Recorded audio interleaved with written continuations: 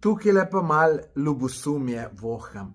Namreč tudi vi imate YouTube kanal, pa ste prišli do 13 naročnikov, čeprav ste kar nekaj objavljali, ampak zgleda, da ni nekaj šlo, tako da vi bi se mogli bolj spraševati, zakaj vaših videov ljudje ne gledajo, ne pa se čuditi ljudem, ki gledajo moj video.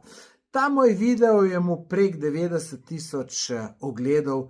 Poglejte, koliko je mu pozitivnih komentarjev, tako da to je eden mojih najbolj zanimivih videov. Zagotovo video, ki je dobil največ pohval. Tako da ljudje, če si niste pogledali ta video Vzpon in propad diskoteke Afrike, imate tukaj spodaj link, kliknite, pa si poglejte. Jaz sem prepričan, da boste navdušeni nad njemu, tako kot večinoma ljudi, ki ga je gledalo.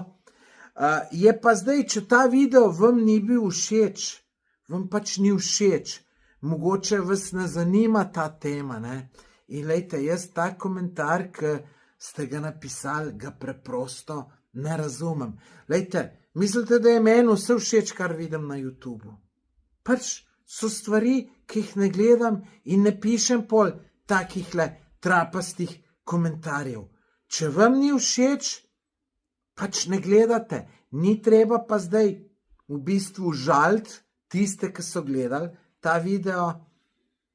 Ne vidim nobenega razloga za to, tako da, lejte, neumen komentar, mene bi ga bilo sram napisati. To je moje mišljenje, me pa zelo zanima, dragi gledalci, kaj si vi mislite o tem komentarju, pa tudi o tem videu Vzpon in propad diskoteke Afrika.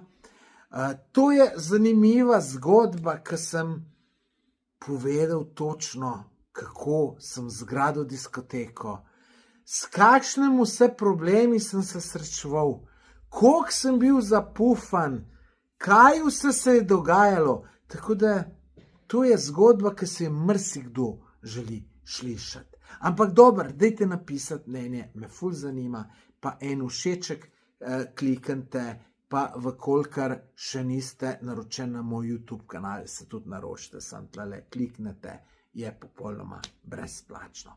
Hvala, adijo.